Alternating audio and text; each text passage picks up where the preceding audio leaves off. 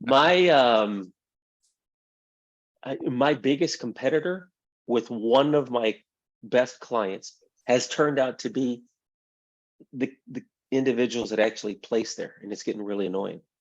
So, for example, I had a director of sales there. I had a few individual contributors, and those individuals, they land and then they start making referrals, which is okay, but their referrals are actually filling the jobs that my client is then saying, hey, Michael, we need help filling these positions. And then by the time I know it, they've already filled those with their free referrals. You know what, Steve? Here's what I would do. I would call up those guys and say, "You son of a bitch! I got you this job, okay? And now you're screwing me. My kids have to eat. What are you doing to me? Okay, no Son of a appreciation. bitch. Okay, got it.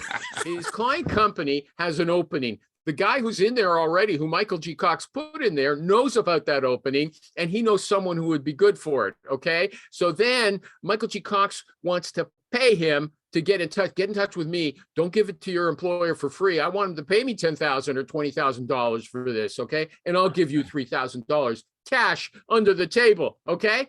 That's what I'm suggesting. But if someone snitches, I think the employer is going to. We got problems. Yeah.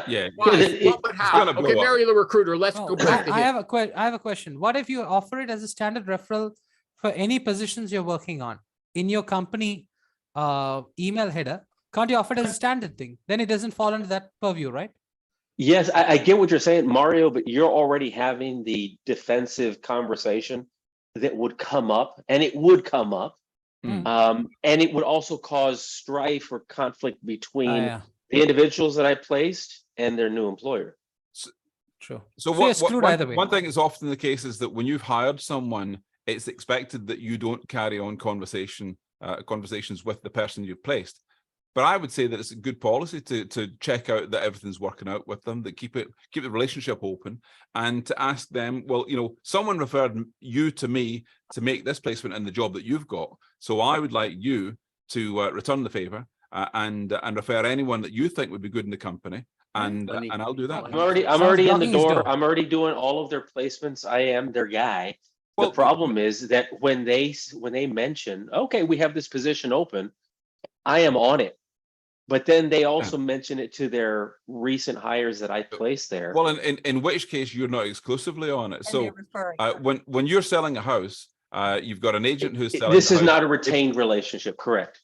Yeah, but if you're the agent selling a house, you get your 2% or whatever it is, whether the buyer comes from you or comes from anywhere else. And if you have that deal with the employer, say, I'm speaking with the people I know in your staff on a regular basis.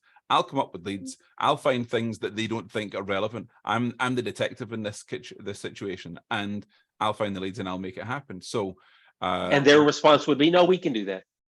We can talk to our own people. Well, you might say, well, okay, you do all your hiring, then I'll leave you to it. Okay, what about you? Don't, Michael? Final thing, Michael G. Cox. You don't think you could guilt these people into helping you, right? How do you maintain a business relationship? My recent placements. Yeah, you know, I helped you, help me. You know, I'll remember you in the future. I tell them all, look, if you know, congratulations, you got this role. By the way, moving forward, if you know of any individuals that would be great for the opportunity, I'd welcome the opportunity to obviously work with them, introduce them, and I will make sure and compensate you handsomely for that role. Oh, you do. You're already promising the referral fee. You're already promising 5K fee. Okay, well, that's nice. Okay.